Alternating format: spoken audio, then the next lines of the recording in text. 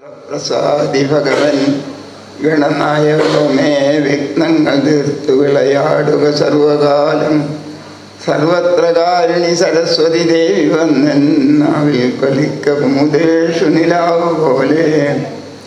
ഓം സദാശിവസമാരംഭാം ശങ്കരാചാര്യ മധ്യമാം അസ്മദാചാര്യപര്യന്താം വന്ദേ ഗുരുപരമ്പരാം. ശ്രുതിസ്മൃതിപുരാണാനാമാലയം കരുണാലയം നമാമി ഭഗവത്പാദം ശങ്കരം ലോകശങ്കരം. സാനന്ദരൂപം സകലപ്രദീപം ആനന്ദഗാനാമൃതപാരിജാതം മനുഷ്യപത്മേശ്വര വിശ്വരൂപം പ്രണൗമി തുഞ്ചത്തിടുമാര്യപാദം. ഹരേ രാമ രാമ രാമ ഹരേ ഹരേ, ഹരേ കൃഷ്ണ കൃഷ്ണ കൃഷ്ണ ഹരേ ഹരേ. സമാരാധനായ ഈ യോഗത്തിൻ്റെ അധ്യക്ഷൻ ശ്രീ മോഹൻദാസ് സാർ അവരുകളെ ഈ കാര്യത്തിലേക്ക് എന്നെ വളരെ സ്നേഹ ഔദാര്യപൂർവം ക്ഷണിച്ച് ദീർഘകാലമായി എനിക്ക് ഏറ്റവും ആദരണീയനായ പണിക്കർ സാർ, അതുപോലെ 65 വർഷം മുമ്പ് ദിവംഗതനായ ആഗമാനന്ദ സ്വാമികളെ കാണാൻ കഴിഞ്ഞിട്ടുള്ള ആളുകൾ വളരെ ചുരുക്കമേ ഇവിടെ ഉണ്ടാവുകയുള്ളൂ. കാരണം എനിക്ക് 15ാമത്തെ വയസ്സിൽ ഞാൻ ഇവിടെ വന്ന് സ്വാമിജിയുടെ അടുത്ത് വന്നതാണ്. പക്ഷേ സ്വാമിജിയോട് ചെറിയൊരു പിണക്കം ഞാൻ ഭാവിച്ചപ്പോൾ എന്നെ ആശ്വസിപ്പിക്കാനായി അദ്ദേഹം ഒരു മുറിയിൽ കയറ്റി വാതിൽ തഴുതിട്ടു. കാരണം പിന്നാലെ ഒരുപാട് പേര് വരുന്നുണ്ട്, ഞാനുമായിട്ട് സംഭാഷണം അവരാരും കേൾക്കരുതെന്ന് വിചാരിച്ചു. അദ്ദേഹം എന്നെ ചേർത്ത് പിടിച്ച് പറഞ്ഞു, എനിക്ക് 4 വയസ്സായപ്പോൾ എൻ്റെ അച്ഛൻ മരിച്ചു, 14 വയസ്സായപ്പം അമ്മയും പോയി, 14ാമത്തെ വയസ്സിൽ ഞാൻ അനാഥനായ ആളാണ്. ഞാൻ ഇപ്പോഴും സന്തോഷത്തോടെ ജീവിക്കുന്നു. ചന്ദ്രൻ അച്ഛനും അമ്മയും കുടുംബത്തിൽ എല്ലാവരും ഉണ്ടായിട്ടും ചന്ദ്രന് പ്രയാസം തോന്നുന്നു, ദുഃഖം തോന്നുന്നു. അങ്ങനെ തോന്നാൻ എന്താണ് കാരണം? അങ്ങനെ അരമണിക്കൂർ അദ്ദേഹം എന്നെ ചേർത്ത് പിടിച്ച് ആശ്വസിപ്പിച്ച ശേഷം എനിക്ക് പിന്നീട് ഒരു ദിവസം പോലും അദ്ദേഹം സമാധി അടയുന്നത് വരെ അദ്ദേഹത്തിൽ നിന്നും അകന്നു നിൽക്കാൻ സാധിച്ചിട്ടില്ല. അന്ന് ആശ്വസിപ്പിച്ച ശേഷം അദ്ദേഹത്തിൻ്റെ കൂടെ ഇരുന്ന് ആഹാരം കഴിപ്പിച്ച് അദ്ദേഹത്തിൻ്റെ മുറിയിൽ തന്നെ ഒരു സന്യാസിമാർക്കോ ഒരു ആളിനോ ആഗമാനന്ദ സ്വാമിയുടെ മുറിയിൽ കിടന്നുറങ്ങാൻ അവകാശം കിട്ടിയിട്ടില്ല. പക്ഷെ ഞാനിവിടെ ഉള്ളിടത്തോളം സ്വാമി സശരീരനായി ഇരുന്ന കാലത്തോളം അദ്ദേഹത്തിൻ്റെ മുറിയിലല്ലാതെ ഞാൻ ഉറങ്ങിയിട്ടില്ല. ആ വാത്സല്യത്തിന് ദിവസേന നേരം വെളുക്കുക.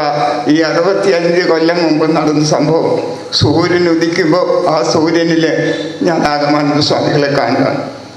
അത് എന്നെ നോക്കി അനുഗ്രഹിക്കുന്ന കാര്യം ഞാൻ കാണുകയാണ്. സൂര്യൻ ഉദിക്കുമ്പോൾ ആ ഉദയ സൂര്യൻ്റെ സ്വഭാവം സ്വരൂപമായിരുന്നു സ്വാമിജിയുടെ. കണ്ടിട്ടുള്ളവർക്കറിയാം. അദ്ദേഹത്തിൻ്റെ നിറം എന്ന് വെച്ചാൽ പവന്മാര് എന്ന് പറയാം. പുരുഷ കേസരി, 6 അടി പൊക്കം, അതിന് തക്ക കരുത്ത്, അങ്ങനെ പുരുഷ സിംഹം എന്ന് പറയാവുന്ന ഒരു രൂപം അദ്ദേഹത്തിൻ്റെ. ആ രൂപം കണ്ടു കഴിയുമ്പോൾ തന്നെ മുമ്പിൽ വന്നു കഴിയുമ്പോൾ ഇദ്ദേഹം ഒരു മഹാത്മാവാണെന്ന് ഒരിക്കലും പറയേണ്ട ആവശ്യമില്ല ആരോടും. അത് അവർക്ക് വ്യക്തമായിട്ട് മനസ്സിലാവും. ഒരു ജന്മം എന്ന് പറയുന്നത് ഒരു പുണ്യജന്മം. ഇവിടെ പണിക്കർ സാർ സൂചിപ്പിച്ചു, വളരെ ചെറിയ പ്രായത്തിൽ അച്ഛനും അമ്മയും നഷ്ടപ്പെട്ടു എന്ന് പറഞ്ഞു. പക്ഷേ അദ്ദേഹം 3ാമത്തെ വയസ്സ് തൊട്ട് സംസ്കൃതം പഠിച്ചു തുടങ്ങി. 12 വയസ്സായപ്പോഴത്തേക്കും സംസ്കൃതത്തിൽ ഡയറി എഴുതി തുടങ്ങി. ഈ വിഷയം 12 വയസ്സിന് മുമ്പ് സാറ് പറഞ്ഞ കാര്യം കൂടെ പറയാം. ചട്ടമ്പിസ്വാമി തിരുവടികൾ, ഇദ്ദേഹത്തിൻ്റെ അമ്മാവൻ വടശ്ശേരി നാരായണ നമ്പ്യാരി, കരുനാഗപ്പള്ളി താലൂക്കിലെ ഏറ്റവും സമ്പന്നനായ ഒരു ബ്രാഹ്മണ ശ്രേഷ്ഠനായിരുന്നു. താലൂക്കിൽ അദ്ദേഹത്തിന് ഇഷ്ടം പോലെ സ്വത്ത്, മക്കളില്ല. ആകെ അദ്ദേഹത്തിനുണ്ടായിരുന്ന സ്വത്ത് ഈ ആഗമാനന്ദ സ്വാമി അനന്തരവനാണ്, സഹോദരിയുടെ മകനാണ്. അപ്പോൾ ഈ വൻപിച്ച സ്വത്തിൻ്റെ ഉടമയായിരുന്നു അദ്ദേഹം. അങ്ങനെ പക്ഷേ മരിക്കുന്നത് വരെ, സമാധിയാകുന്നത് വരെ വളരെ സമ്പന്നനായ ഒരാളുടെ സ്വഭാവം തന്നെയായിരുന്നു അദ്ദേഹത്തെ കാണുമ്പോൾ. ഏത് കോടീശ്വരം വന്നാലും ആഗമാനന്ദ സ്വാമികളുടെ മുമ്പിൽ അവർക്ക് ആ കുഞ്ഞി നിൽക്കുകയല്ലാതെ നിവർന്ന് നിൽക്കാൻ സാധിക്കുമായിരുന്നില്ല. അന്നത്തെ കാലത്ത് 20 ലക്ഷം രൂപയുടെ സ്വത്ത് ഏകദേശം വിചാരിച്ചാൽ ഉണ്ടായിരുന്ന അദ്ദേഹം അത് മുഴുവൻ സ്വന്തമായിട്ട് മറ്റാർക്കും അതിന് അവകാശമില്ലായിരുന്ന ആ വമ്പിച്ച സ്വത്ത് ഉപേക്ഷിച്ചിട്ടാണ് സന്യാസം സ്വീകരിച്ചത്. എത്ര പേർക്കറിയാം. അദ്ദേഹത്തിൻ്റെ വീട്ടിൽ ചട്ടമ്പി സ്വാമികൾ വരുമായിരുന്നു. വടശ്ശേരി നാരായണൻ നമ്പ്യാതിരി വളരെ ഒന്നാമത് ആർഷ സംസ്കാര ബോധം നല്ലപോലെയുള്ള ആളായിരുന്നു. ജാതിഭേദം അന്നത്തെ കാലത്ത് പോലും അത്ര പരിഗണിക്കാത്ത ആളായിരുന്നു. നാരായണ ഗുരു അദ്ദേഹത്തിന് അവിടെ വരുമായിരുന്നു. 12 വയസ്സായപ്പോൾ ഏറത്ത് കൃഷ്ണനാശാൻ എന്ന് പറയുന്ന ഒരു മഹാൻ, അപ്പോൾ ഈ ചട്ടമ്പി സ്വാമി വന്നപ്പോൾ ഇദ്ദേഹം ഓടിച്ചെന്ന് മടിയിൽ കയറിയിരുന്നു. സ്വാമി ഇങ്ങനെ ഇരിക്കുകയാണ്, മടിയിൽ കയറിയിരുന്ന് ഇങ്ങനെ താടിയെ പിടിച്ചു വലിച്ചപ്പോൾ ചട്ടമ്പി സ്വാമി ചോദിച്ചു, താടിക്കാരോട് ഇഷ്ടമാണോ? അപ്പോൾ ഇങ്ങനെ കൊച്ചു മുകളിലോട്ട് നോക്കി, പിന്നെ ആ താടിക്കാരൻ്റെ അനുഗ്രഹം എപ്പോഴും കൂടെ ഉണ്ടാവും. അത് 4ാമത്തെ വയസ്സിൽ കിട്ടിയ ആ ഗുരുത്വമാണ്. അതിനുശേഷം 12 വയസ്സായപ്പോൾ നാരായണ ഗുരുദേവൻ്റെ ഗൃഹസ്ഥ ശിഷ്യനും മഹാപണ്ഡിതനുമായിരുന്നു ഏറത്ത് കൃഷ്ണനാശാൻ. ഏറത്ത് കൃഷ്ണനാശാൻ ഈ വടശ്ശേരി നാരായണൻ നമ്പ്യാതിരി അദ്ദേഹത്തിൻ്റെ അയൽവക്കത്ത് ഏകദേശം അടുത്ത് താമസിക്കുക. കൂടെ അവിടെ വരും. ഈ കുഞ്ഞ് സംസ്കൃത ശ്ലോകം ചൊല്ലുന്നതും വാൽമീകി രാമായണം വായിക്കുന്നതും ഭഗവത്ഗീത കാണാതെ ചൊല്ലുന്നതും ഒക്കെ കേട്ട് ഈ ഏറത്ത് കൃഷ്ണനാശാൻ നാരായണ ഗുരുവിനോട് പോയി പറഞ്ഞു, ഞങ്ങളുടെ അടുത്തൊരു ബ്രാഹ്മണ കുട്ടിയുണ്ട്, എന്താ അറിവ്, ആ വാൽമീകി രാമായണം വായിച്ചിട്ട് അടുത്തുള്ള പ്രായമുള്ളവരോട് അതിൻ്റെ കഥയൊക്കെ പറഞ്ഞു കൊടുക്കുന്നത് ഞാൻ കേൾക്കാറുണ്ട്. നാരായണ ഗുരുവിന് വളരെ അത്ഭുതത്തോടെ ചോദിച്ചു, ആ കുട്ടിയെ ഇത്രയിടം വരെ ഒന്ന് വിളിച്ചുകൊണ്ട് വരാൻ കഴിയുമോ? ജാതിഭേദം കൊടികുത്തി കാണിരുന്ന കാലം എത്രയാണ്? 120 കൊല്ലം മുമ്പത്തെ സംഭവം ആണ് ഈ പറയുന്നത്. അപ്പോൾ ആ കാലത്ത് തൊട്ടുകൂടാത്തവർ, തീണ്ടിക്കൂടാത്തവർ, ദൃഷ്ടിയിൽപ്പെട്ടാലും ദോഷമുള്ളവർ, കെട്ടില്ലാത്തവർ, തമ്മിൽ ഉണ്ണാത്തവർ, ഇങ്ങനെ ഒട്ടല്ലഹോ ജാതി കോമരങ്ങൾ. ആ കാലമാണ്. നരന് അശുദ്ധ വസ്തു പോലും വീട്ടിൽ നടപ്പത് തീണ്ടലാണ് പോലും. നരകം ഇവിടമാണ്, ഹന്തകഷ്ടം ശിവശിവ, ഇങ്ങനെ വല്ല നാടുമുണ്ടോ? ഭാരതം മുഴുവൻ സഞ്ചരിച്ചു വന്ന വിവേകാനന്ദ സ്വാമി ഇവിടെ വന്നപ്പോൾ ഭ്രാന്താലയം എന്ന് പറയണമെങ്കിൽ ഭാരതത്തിൻ്റെ മറ്റ് ഭാഗങ്ങളെക്കാൾ എന്തൊരവസ്ഥയായിരുന്നു എന്ന് ഓർമ്മിക്കണം. അപ്പം ഗുരുദേവൻ പറഞ്ഞയച്ചു. ഒരു ദിവസം ഏറത്ത് കൃഷ്ണനാശാനോടൊപ്പം ശിവഗിരി മഠത്തിലെത്തി. ഉച്ച കഴിഞ്ഞിട്ടാണ് ഇവർ ചെല്ലുന്നത്. ഒരു 3 മണിയാകുമ്പോൾ ചെല്ലുന്നു. ഗുരുദേവനെ കണ്ട് നമസ്കരിച്ചു. ഗുരുദേവൻ അടുത്തിരുത്തി. 12 വയസ്സുള്ള കുട്ടി ആണെങ്കിലും വളരെ ബഹുമാനത്തോടുകൂടി അടുത്തിരുത്തി ചോദിച്ചു. ജീവിതചര്യകളെക്കുറിച്ച് ചോദിച്ചു, ഈ അനുഷ്ഠാനങ്ങളെക്കുറിച്ച് ചോദിച്ചു, ഈ ആധ്യാത്മികമായ സ്വഭാവത്തെക്കുറിച്ച് ചോദിച്ചു. ഇതൊക്കെ ചോദിച്ചു കഴിഞ്ഞ് ഗുരുദേവൻ ഭഗവത്ഗീതയിൽ നിന്നൊരു ശ്ലോകം ചൊല്ലിയിട്ട് കുട്ടിയോട് അർത്ഥം പറയാൻ പറഞ്ഞു.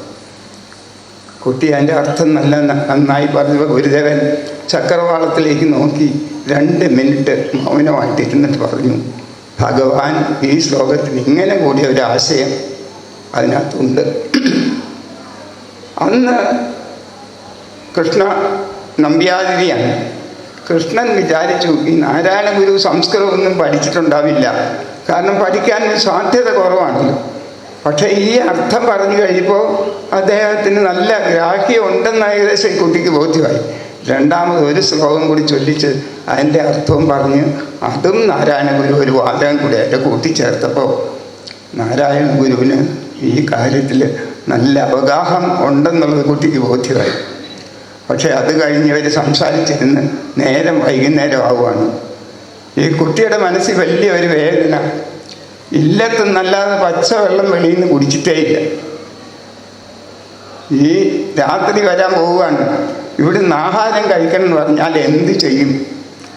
ഒരു ജാതി, ഒരു മതം, ഒരു ദൈവം, മനുഷ്യന് മതമേതായാലും മനുഷ്യൻ നന്നായാൽ മതി എന്ന് പ്രപഞ്ചത്തോട് ഉപദേശിച്ച ഗുരുനാഥൻ ആഹാരം കഴിക്കാൻ പറഞ്ഞാൽ എന്ത് ചെയ്യും എന്നുള്ള വേദന ആ കുഞ്ഞിൻ്റെ മനസ്സിൽ വളരെ വളരെ തീവ്രമായി വന്നു.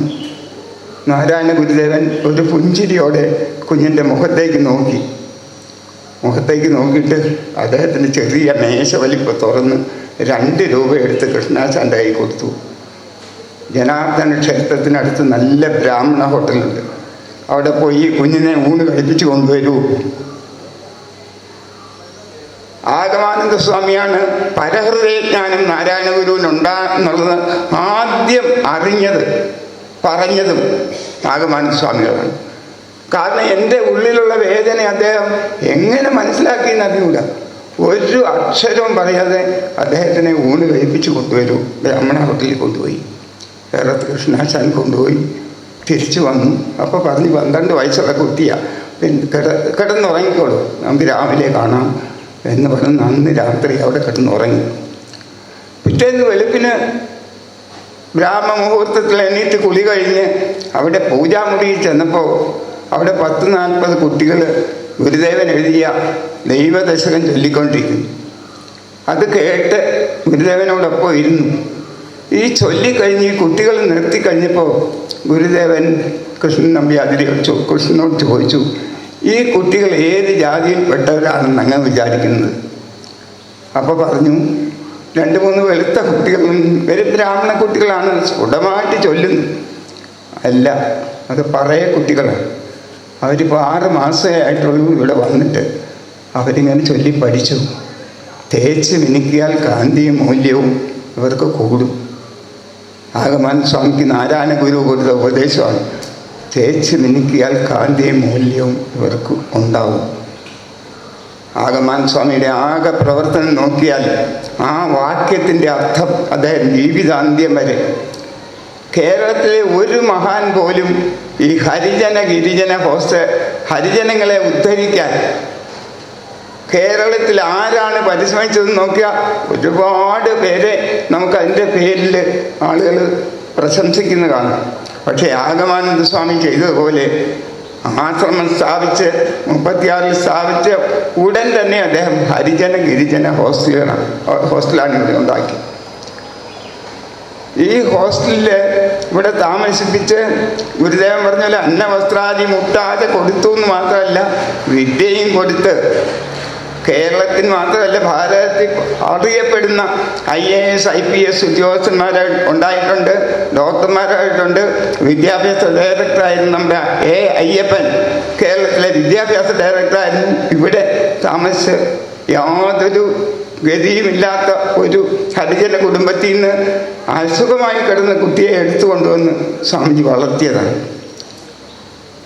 ഇദ്ദേഹത്തിനെ വളർത്തി ഇദ്ദേഹം MA പരീക്ഷയ്ക്ക് എഴുതിയപ്പോൾ തോറ്റുപോയി അയ്യപ്പൻ.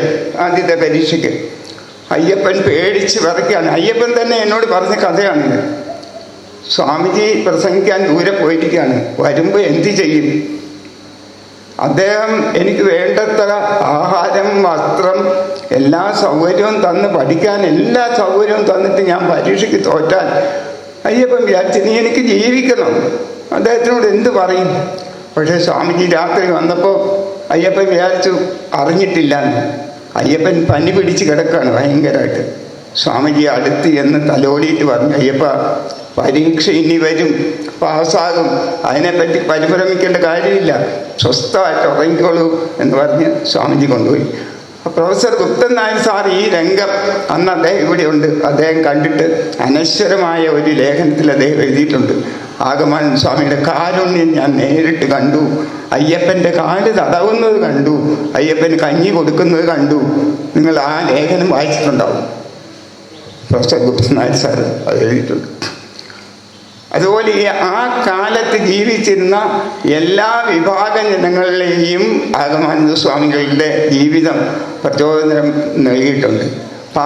നമ്മുടെ കേരളത്തിൽ ഏതേത് മേഖലകളിൽ മഹാത്മാക്കളാണ്, പ്രത്യേകിച്ച് വിദ്യാഭ്യാസ രംഗത്ത് മഹാത്മാക്കളായവരെ എല്ലാവരും ആണയിട്ട് ആഗമാനന്ദ സ്വാമികളോടുള്ള ഈ വിധേയത്വം അധമന്യ എടുത്തു പറഞ്ഞിട്ടുണ്ട്.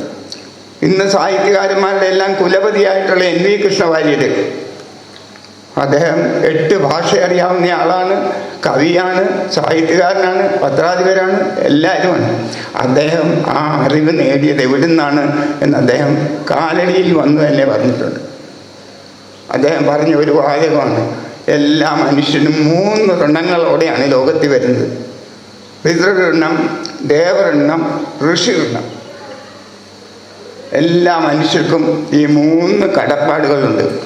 അത് എനിക്ക് ഋഷിഋണം ഉള്ളത് ആഗമാനന്ദ സ്വാമികളോടാകുന്നു.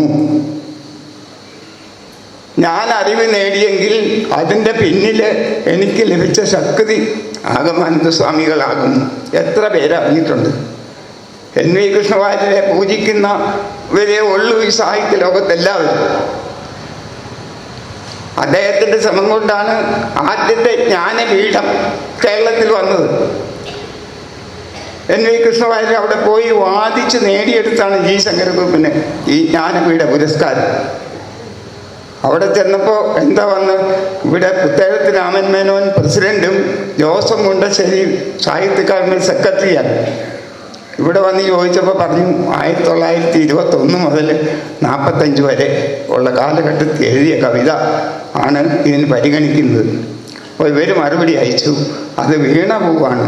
പക്ഷെ വീണപൂ എഴുതിയ കുമാരനാശാൻ ജീവിച്ചിരിപ്പില്ല, അതുകൊണ്ട് ഇവിടെ ആരും അർഹതയുള്ളവരില്ല. ഈ സമയത്ത് NV കൃഷ്ണവാര്യർ അഖില ഭാരത സാഹിത്യ പരിഷത്തിൻ്റെ ദക്ഷിണ മേഖലാ സെക്രട്ടറിയാണ്. അദ്ദേഹം ഒരു 500 ക്വസ്റ്റ്യനർ അടിച്ചിട്ട് 500 സാഹിത്യകാരന്മാർക്ക് അയച്ചു കൊടുത്തു. ആളിപ്പോൾ ജീവിച്ചിരിക്കുന്ന ആളായിരിക്കണം, അദ്ദേഹം എഴുതിയ കവിതയായിരിക്കണം. അങ്ങനെ ഈ ചോദ്യം വേറൊരു തരത്തിലായപ്പോൾ ഇദ്ദേഹത്തിൻ്റെ ഓടക്കുഴലും കലജീവിതം തന്നെ എന്നുള്ള കുട്ടികൃഷ്ണമാരാരുടെയും ഈ 2 ഫൈനലിൽ ഒടുവിൽ അത് 4 പേരുടെ കൈ കൊടുത്തു. ആദ്യം കുറേ പേര് കഴിച്ചു, പിന്നെ അവസാനം ഫൈൻ അവിടെ വെച്ചിട്ടാണ് NV കൃഷ്ണവാര്യർ പറഞ്ഞു G ശങ്കരക്കുറുപ്പിന് ജ്ഞാനപീഠം കൊടുക്കണം. അപ്പോൾ അവിടെ ചെന്ന് കമ്മിറ്റിക്കാർ പറഞ്ഞു, ഇത് കൊടുക്കണ്ട, അർഹതയുള്ളവരില്ല എന്ന് നാളെ അയച്ചതല്ലേ, പിന്നെ എന്തിനിപ്പോൾ? ഒരു കാര്യം ചെയ്തു, കൃഷ്ണവാര്യർ അങ്ങോട്ട് വരാൻ പറഞ്ഞു ഡൽഹിക്ക്. അവരൊരു 15 പേര് ചുറ്റും കൂടിയിരുന്നിട്ട് ഇദ്ദേഹത്തെ ചോദ്യം ചെയ്തു. എന്ത് കാര്യം കൊണ്ടാണ്? ഹിന്ദിയിൽ ചോദിക്കുന്നവരോട് കൃഷ്ണവാര്യർ ഹിന്ദിയിൽ ഉത്തരം പറയും, മറാഠി ചോദിക്കുന്നവരോട് മറാഠി പറയും, ബംഗാളി ചോദിക്കുന്നവരോട് ബംഗാളി പറയും. 8 ഭാഷകളിൽ ആളുകൾ ചോദ്യം ചോദിച്ചപ്പോൾ 8 ഭാഷകളിൽ കൃഷ്ണവാര്യർ ഉത്തരം പറയുക. ഒടുവിൽ അതിൻ്റെ ചെയർമാൻ വിചാരിക്കുകയാണ് ഇയാൾക്ക് തന്നെയാണ് കൊടുക്കാൻ. ഒടുവിൽ ചോദിച്ചു, ഇദ്ദേഹത്തിന് ദേശീയത എങ്ങനെയാണ്? ഭാരത സ്വാതന്ത്ര്യത്തിനെ പറ്റി 35 എഴുതിയ കവിതയാണ്, അതിനകത്ത് ദേശീയത. അപ്പോൾ പറഞ്ഞു, വരും ദിനം എന്നാടിൻ്റെ നാവനങ്ങിയ ലോകം ശ്രദ്ധിക്കും കാലം വരും എന്ന് കുഞ്ഞാലിമരക്കാർ കവിതയിൽ എഴുതുന്നു. ദേശീയതയുണ്ട്, അന്തർദേശീയതയുണ്ട്, എല്ലാം ഉണ്ട്. അങ്ങനെ ഇദ്ദേഹം വാദിച്ച്, ഞാനത് വിഷയത്തിൽ നിന്ന് മാറുകയല്ല, കൃഷ്ണവാര്യരെ ആഗമാനന്ദ സ്വാമി വളർത്തിയെടുത്തതിൻ്റെ ഫലം ആദ്യത്തെ ജ്ഞാനപീഠം കേരളത്തിൽ വന്നു എന്നുള്ളതാണ്. അത് കഴിഞ്ഞ് നമ്മൾ വിചാരിക്കും ഗുരു നിത്യേന്ദ്രനെ എഴുതിയിരുന്നു. അദ്ദേഹം കോളേജിൽ പഠിച്ച കാലത്ത് ആഗമാനന്ദ സ്വാമിയുടെ ഒരു ബന്ധു പുരുഷോത്തം നമ്പ്യാരുടെ കൂടെ ഇവിടെ വന്നു. സ്വാമിയോട് സംസാരിച്ചപ്പോൾ ചോദിച്ചു, പേരെന്താണ്? ജയചന്ദ്രനാണ്. ജയചന്ദ്രൻ ഭഗവത്ഗീത വായിച്ചിട്ടുണ്ടോ? ഇല്ല. സ്വാമിജിക്ക് ദേഷ്യം വന്നു. ഹിന്ദു സമുദായത്തിൽ ജനിച്ച ജയചന്ദ്രൻ ഭഗവത്ഗീത വായിച്ചിട്ടില്ലേ? അപ്പം പറഞ്ഞു, ഞാനൊരു പഞ്ചമനാണ് സ്വാമി എന്ന് പറഞ്ഞു. അപ്പം സ്വാമി വളരെ ശാന്തനായിട്ട് പറഞ്ഞു, ജയചന്ദ്രൻ പഠിക്കണം, ഭഗവത്ഗീത പഠിക്കണം. അദ്ദേഹം കുറച്ച് ശ്ലോകം ചൊല്ലി പഠിപ്പിച്ചിട്ട് ഒരു ഭഗവത്ഗീത എമ്മിൻ്റെ ഒരു ഭഗവത്ഗീതയുടെ വ്യാഖ്യാനം. അപ്പോൾ യതി പറഞ്ഞിരിക്കുന്നത് അതൊരു പൂജാദ്രവ്യമായി ഞാൻ എൻ്റെ മേശപ്പുറത്ത് പൂവും വെച്ച് പൂജിച്ച് ഇപ്പോഴും വെച്ചിരിക്കുകയാണ്. ആശയങ്ങളുടെ കുഴമരത്തിൽ നിന്നൊരു ലേഖനത്തിൽ യതി പറയുകയാണ്, യതിയുടെയും ഗുരുവായ സാക്ഷാൽ ഡോക്ടർ നടരാജഗുരു, ഈ നടരാജഗുരു ആഗമാനന്ദ സ്വാമിയും തമ്മിലുള്ള ബന്ധം ഏറെ പേർക്ക് അറിഞ്ഞുകൂടാ. നടരാജഗുരു പറഞ്ഞാണ് ഞാൻ അറിയുന്നത്. ആഗമാൻ സ്വാമിയുടെ സമാധിക്ക് ശേഷം ഞാൻ ശിവഗിരി പോയി, ഗുരുകുലത്തിൽ പോയി. നടരാജ ഗുരുവിനെ കണ്ടപ്പോൾ ചോദിച്ചു, ആഗമാൻ സ്വാമി എന്നെക്കുറിച്ച് എന്തെങ്കിലും പറഞ്ഞിട്ടുണ്ടോ? ഞാൻ പറഞ്ഞു, നിങ്ങൾ ഒന്നിച്ച് ഒരേ കാലത്ത് മദ്രാസ് പ്രസിഡൻസി കോളേജിൽ പഠിച്ചിട്ടുണ്ടെന്ന് കേട്ടിട്ടുണ്ട്. അപ്പോൾ പറഞ്ഞു, പഠിച്ചിട്ടുണ്ടെന്ന് മാത്രമല്ല, അദ്ദേഹത്തിന് എനിക്ക് 2 വയസ്സ് കൂടുതലാണ്. എന്നെ ഒരു ജ്യേഷ്ഠ സഹോദരനെ പോലെ കരുതി ഈ ആശ്രമം ഉദ്ഘാടനത്തിന് 3 ദിവസത്തെ സമ്മേളനത്തിൽ 2 ദിവസവും ഞാനിവിടെ വന്ന് താമസിച്ച് അതിനകത്ത് പങ്കെടുത്തു. എത്ര കേരളീയർക്കറിയാം? നമ്മൾ ആരെങ്കിലും അറിഞ്ഞിട്ടുണ്ടോ? നടരാജ ഗുരു ആഗമാൻ സമാധിക്ക് ശേഷം ഞാൻ ശിവഗിരിയിലെത്തിയപ്പോൾ എന്നോട് പറഞ്ഞതാണ്.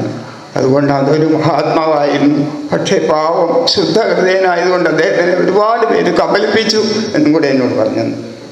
വേദനിച്ച ആ ശങ്കര കോളേജിൻ്റെ ഇത് നടക്കുന്ന കാലം. അപ്പം ഇങ്ങനെ ആഗമാൻ സ്വാമിയെ കണ്ട് ഞാൻ വ്യക്തികളുടെ എല്ലാം പേര് പറയുന്നില്ല. NV കൃഷ്ണവാര്യനുണ്ട്, പരമേശ്വർജിയുണ്ട്, അതുപോലെ തന്നെ അതിൽ വ്യത്യസ്തമായ ഇടമറുക എന്ന് പറയുന്ന ഒരു യുക്തിവാദി. ആ യുക്തിവാദി ആത്മകഥയിൽ പറയുന്നു, എനിക്ക് യുക്തിവാദത്തിൽ മുന്നേറാൻ സാധിച്ചത് ആഗമാൻ സ്വാമിയുടെ പ്രേരണ കൊണ്ടാണ്. ആലോചിച്ച് നോക്കണം. എന്നുവെച്ചാൽ അദ്ദേഹം 16 വയസ്സായപ്പോൾ ക്രിസ്തുവിനെതിരെ ഒരു ലേഖനം എവിടെയോ പബ്ലിഷ് ചെയ്തപ്പോൾ സ്വാമിയുടെ ഒരു കത്ത് കിട്ടി, എന്നെ വന്ന് കാണണമെന്ന്.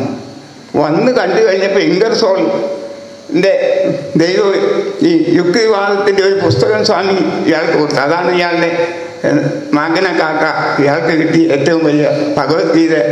അത് ഉപയോഗിച്ച് അദ്ദേഹം ആത്മകഥ എഴുതിയപ്പോൾ പറഞ്ഞു, എനിക്ക് ഈ വഴിക്ക് ഇത്രയും ഉയരാൻ സാധിച്ച ആഗമാൻ സ്വാമികളുടെ. സക്രാനന്ദ സ്വാമിയോട് ഇത് പറഞ്ഞു കൊടുത്തപ്പോൾ സക്രാനന്ദ സ്വാമി പറഞ്ഞു, അതാരോ ആഗമാനന്ദ സ്വാമി. ഏത് രംഗത്താണ് ഒരാൾ പോകുന്നോ അവിടെ ഉയരാനുള്ള വഴി ആഗമാനന്ദ സ്വാമികൾ കാണിച്ചു കൊടുക്കുമായിരുന്നു. അതാണ്. പിന്നെ കമ്മ്യൂണിറ്റി താത്വികനായ ഗോവിന്ദപിള്ള സാർ എഴുതിയിട്ടുള്ള ഒരു ലേഖനത്തിൽ പറയുന്നു, ഞാൻ ആശയപരമായി പലതിൻ്റെ കൂടെ പോയിട്ടുണ്ടെങ്കിലും എൻ്റെ ജീവിതത്തിൻ്റെ പിടിവള്ളിയായി ഞാൻ സൂക്ഷിക്കുന്ന ആഗമാനന്ദ സ്വാമികളെയാണ് ഗോവിന്ദപിള്ള സാർ എഴുതിയിരിക്കുന്നത്.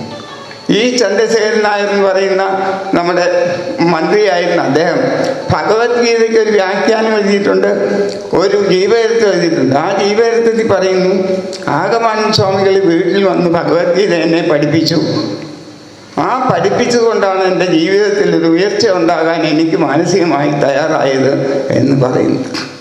ഞാനിങ്ങനെ ഈ പല വിഭാഗത്തിലുള്ള ആളുകൾ എങ്ങനെയാണ് സ്വാമിജിയെ കണ്ടിരുന്നത്. അതുപോലെ സംസ്കൃതം, ഇംഗ്ലീഷുകാർ 600 കൊല്ലം മുമ്പേ മൃതഭാഷ എന്നാണ് അവർ പ്രചരിപ്പിച്ചിരുന്നത്. കോട്ടും സൂട്ടും ഇട്ട് മെക്കാളെ പ്രഭു ഭാരതീയരെ അടിമകളാക്കാൻ കൊണ്ടുവന്ന ഒരു വിദ്യാഭ്യാസ നയമാണ് ഇന്നും നമ്മൾ തുടരുന്നത്. ഇന്നും എന്നുവെച്ചാൽ വേഷവിധാനത്തിലൊക്കെ പിന്നെ ഈ ഇന്ത്യക്കാരനായിരിക്കണം, പക്ഷെ അവൻ്റെ മനസ്സിൽ ബ്രിട്ടീഷുകാരുടെ അടിമത്വം ശാശ്വതമായി നിലനിൽക്കണം. ഇംഗ്ലീഷ് ഭാഷ ലോകഭാഷയാണ് പോലും, എടുത്ത ലോകഭാഷയാണ് ഇംഗ്ലീഷ് ഭാഷ. ഇവിടെ ഇന്ത്യക്കാർ മുഴുവൻ പറയുന്നത് ലോകഭാഷയാണ്, പഠിക്കണം. ഡോക്ടർ അയ്യപ്പ പണിക്കർ സാർ അദ്ദേഹത്തിൻ്റെ ഒരു ആത്മകഥയിൽ പറയും, ഡോക്ടർ സർദാർ KM പണിക്കരുടെ പിന്നെ സഹോദരിയുടെ മകനാണ് ഡോക്ടർ അയ്യപ്പ പണിക്കർ. അദ്ദേഹം പറഞ്ഞു, ഒരു ദിവസം സർദാർ KM പണിക്കർ ചൈനയിലെ അംബാസിഡറായിരുന്ന കാലത്ത് അടുത്തയാൾ കോളേജിൽ വിളിച്ചു, നീ എന്താ പഠിക്കുന്നത്? അപ്പോൾ ഇംഗ്ലീഷ് ലിറ്ററേച്ചർ MAക്കാണ്. അപ്പോൾ പറഞ്ഞ് ആരുടെ ഇതാണ് പഠിക്കുന്നത്? അപ്പോൾ ടെന്നീസൻ്റെ കവിത ഒന്ന് ചൊല്ലാം. അപ്പോൾ പറഞ്ഞു, കാളിദാസൻ്റെ അയൽവക്കത്ത് വരുമോ ട്രൈസൈറ്റീറോ ഇവര്. സർദാർ KM പണിക്കർ ഭാരതം കണ്ട ഏറ്റവും വലിയ ജവഹർലാൽ നെഹ്റുവിനും പട്ടേലിനും ഒക്കെ ഒപ്പം സമശീർഷനായ മലയാളിയാണ്. അദ്ദേഹം ചോദിച്ചതാണ്, ആര് പറഞ്ഞു എന്നോട് ഇത് ലോകഭാഷയാണ്? അദ്ദേഹം പറഞ്ഞതാണ്, ഇത് ലോകഭാഷയാണെന്ന് പറഞ്ഞ് ഇങ്ങനെ ഏൽപ്പിച്ചിട്ട് ഇപ്പം എന്താണ്, ഓരോ വീടുകളിൽ ചെന്ന് കഴിഞ്ഞാൽ എൻ്റെ മോക്ക് മലയാളം അറിഞ്ഞുകൂടാ. എന്ത് അഭിമാനത്തോടെയാണ് ആളുകൾ പറയുന്നത്, എന്ത് അഭിമാനത്തോടെ. അമ്മയുടെ അച്ഛൻ്റെ മുഖത്ത് നോക്കണം, ഇംഗ്ലീഷിൻ്റെ ആ ഒരു മഹത്വം അറിയണം. പക്ഷെ അതെല്ലാം കൊണ്ട് ഇപ്പോൾ പറഞ്ഞില്ലേ, ആഗമാൻ സ്വാമി അതിനെല്ലാം എതിരെ സംസ്കൃത ഭാഷ അദ്ദേഹം കുട്ടിക്കാലത്തെ നല്ലവണ്ണം പഠിച്ചു. അതിൻ്റെ മാഹാത്മ്യവും മാധുര്യവും നല്ലവണ്ണം മനസ്സിലാക്കി അടുത്ത തലമുറ അതിലൂടെ വളർന്നു വരണം എന്നാഗ്രഹിച്ച് സംസ്കൃത ഭാഷ ഈയുടെ പ്രചാരം ആഗമാനന്ദ സ്വാമികളാണ് ആരംഭിച്ചത്. ഭാഗ്യം കൊണ്ടത് ഇപ്പോൾ കൂടുതൽ പേര് ഏറ്റെടുക്കുന്നു. പലരും കുടുംബത്തിൽ സംസ്കൃത ഭാഷ സംസാരിക്കുന്നവരുണ്ട്. എൻ്റെ അടുത്ത് ഡോക്ടർ ഉണ്ണികൃഷ്ണൻ നമ്പൂതിരിയുണ്ട്. അദ്ദേഹത്തിൻ്റെ 4 വയസ്സുള്ള ആൺകുട്ടിയും സംസ്കൃതത്തിലെ അമ്മയോടും അച്ഛനോട് സംസാരിക്കുന്നു. CN വിജയകുമാരി, ഭാര്യയും ഭർത്താവും സംസ്കൃതത്തിൽ ഡോക്ടറേറ്റ് ഉള്ളവരാണ്. അവർ സംസ്കൃതത്തിൽ പറയുന്നു. അഭിമാനത്തോടെ നമുക്ക് കേട്ടിരിക്കാൻ സാധിക്കുന്നു. കൊച്ചുകുട്ടി, 5 വയസ്സുള്ള കുട്ടി സംസ്കൃതത്തിൽ ആണ് സംസാരിക്കൂ വീട്ടിൽ. അപ്പോൾ ആ സംസ്കൃതത്തിന് ഇവർ മൃതഭാഷ എന്ന് പറഞ്ഞത് സകല ആശയങ്ങളും ചെയ്യാനുള്ള ഭാഷ സംസ്കൃതത്തിന് സാധിക്കും. അതുപോലെ സംസ്കൃത ഭാഷയിൽ കാളിദാസൻ്റെ ഒരു ശ്ലോകമെങ്കിലും പഠിച്ചാൽ അതിൻ്റെ മാധുര്യം എന്ന് വേറെ എങ്കിലും ഉണ്ടോ? ഭാരതത്തിൻ്റെ ഭൂമിശാസ്ത്ര അദ്ദേഹം ഒറ്റ ശ്ലോകത്തിൽ പറഞ്ഞു, അസ്തുത്തരസ്യാം ദിശി ദേവതാത്മാ ഹിമാലയോ നാമ നഗാധിരാജ പൂർവാവരവ് തോയനിധിവ്യ ഗാഹ്യ സ്ഥിര പൃഥിവിയായോ മാനദണ്ഡ. ആ മാതിരിയുള്ള കവിതകൾ ശരീരം എന്തിന് തന്നിരിക്കുന്നു എന്നുള്ള ലോകത്തിൽ ഒരു കവിയും പറഞ്ഞിട്ടില്ല. ശരീരമാദ്യം ധർമ്മസാധനം കാളിദാസൻ പറഞ്ഞു. ധർമാനുഷ്ഠാനത്തിന് ഭഗവാൻ തന്ന ഒരു ഉപകരണമാണ് ഈ ശരീരം. അങ്ങനെ മൗലികമായ കാര്യങ്ങളെല്ലാം സംസ്കൃതത്തിൻ്റെ രത്നാകരത്തിൽ ഉണ്ട്. അത് കുറേശ്ശെ ആസ്വദിച്ച് രാജ്യസ്നേഹവും മനുഷ്യസ്നേഹവും വളർത്തണം. അതിനു വേണ്ടിയാണ് ആഗമാനന്ദ സ്വാമികൾ ഇത് പഠിപ്പിച്ചത്. ഈ ഹരിജനങ്ങളുടെ അത് സാക്ഷാൽ AKG, അത് ഞാനും സാർ പറഞ്ഞ 2-3 ലേഖനത്തിൽ എഴുതിയിട്ടുണ്ട്. AKG ഇവിടെ 61 ജനുവരി മാസത്തിൽ ഇവിടെ വന്ന് അത് അത്ഭുതകരമായ ഒരു സംഭവമാണ്. കാരണം ശങ്കര കോളേജിലാണ് അഖിലേന്ത്യാ കിസാൻ സഭയുടെ ഒരു സമ്മേളനം നടത്തിയത്. ഈ സമ്മേളനം നടത്തുമ്പോൾ EMS നമ്പൂതിരിപ്പാട് കേരളത്തിൻ്റെ മുഖ്യമന്ത്രിയാണ്. AKG അഖിലേന്ത്യാ പ്രസിഡൻ്റാണ് കിസാൻ സഭയുടെ.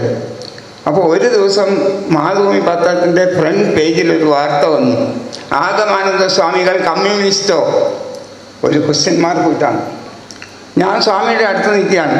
സ്വാമിയുടെ ഒരുപാട് ആളുകൾ സ്വാമിയെ കാണാൻ വന്നിട്ടുണ്ട്.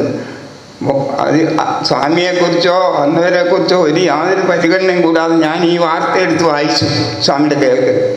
ആഗമാനന്ദ സ്വാമികൾ കമ്മ്യൂണിസ്റ്റോ? ഉടനെ സ്വാമിജി എന്നെ ഇങ്ങനെ നോക്കി, ബാക്കിയൂടെ വായിക്കൂ എന്ന് പറഞ്ഞു. ഞാൻ ബാക്കി വായിച്ചു. ആദ്യത്തെ തെരഞ്ഞെടുത്ത കമ്മ്യൂണിസ്റ്റ് മന്ത്രിസഭ EMS നമ്പൂതിരിപ്പാട് ഇവിടെ മുഖ്യമന്ത്രിയായി ഇരിക്കുമ്പോൾ അദ്ദേഹത്തിൻ്റെ കൂടെയുള്ള കിസാൻ സഭയ്ക്ക് അഖിലേന്ത്യ എന്ന് വെച്ചാൽ ഇന്ത്യയിൽ നിന്ന് മുഴുവൻ പ്രതിനിധികൾ വരുവാണ് ഇവിടെ. അവർക്ക് ഈ ശങ്കര കോളേജ് തന്നെ കൊടുക്കണമെന്നുണ്ടോ? പക്ഷേ ഈ എഴുതിയ മാതൃഭൂമിക്കാരനോ ബാക്കി ആർക്കും AKGയും ആഗമാനന്ദ സ്വാമികളും തമ്മിലുള്ള ബന്ധത്തെക്കുറിച്ച് യാതൊരു നിശ്ചയവുമില്ല. സാക്ഷാൽ AKG ആഗമാനന്ദ സ്വാമിയോട് വിളിച്ച് ചോദിച്ചാണ് സ്വാമി അത് സമ്മതിച്ചത്. അത് കഴിഞ്ഞ് അതിൻ്റെ തെളിവെന്തായെന്ന് വെച്ചാൽ കിസാൻ സമ്മേളനം തീരുന്ന ദിവസം ഇവിടെ ശങ്കര ജയന്തി നടക്കുകയാണ്, ഏപ്രിലിൽ നടക്കുകയാണ്. 2 മന്ത്രിമാർ ഡയസിൽ നിന്ന് സ്വാമി സ്വാഗതം പറയാൻ പോവുകയാണ്. സ്വാഗതം പറയാൻ പോയപ്പോൾ AKGയും KR ഗൗരിയമ്മ റവന്യൂ മിനിസ്റ്ററാണ്, സ്റ്റേറ്റ് കാറിൽ ഇവിടെ വന്നു. ഞാൻ സ്വാമിയുടെ മുറി സൂക്ഷിപ്പുകാരനായിട്ട് അവിടെ നിന്നു. ഞാൻ AKG അതിന് മുമ്പ് കണ്ടിട്ട്, പക്ഷേ പടത്തിൽ കണ്ടിട്ടുള്ളതുകൊണ്ട് AKG ആണെന്ന് മനസ്സിലായി. തൊഴുതു.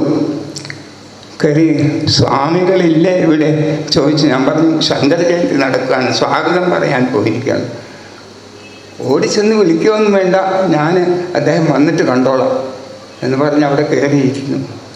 ഞാൻ ചോദിച്ചു കാപ്പിയോ ചായയോ കഴിക്കാം? 2ഉം കഴിക്കും. ഏതാ കൂടുതൽ ഇഷ്ടം? കാപ്പിയാണ്. പരമമാവനുണ്ടായിരുന്നു. അമ്മാവനോട് ഞാൻ പോയി പറഞ്ഞു AKGയും ഗൗരിയമ്മയും കൂടെ വന്നിട്ടുണ്ട്.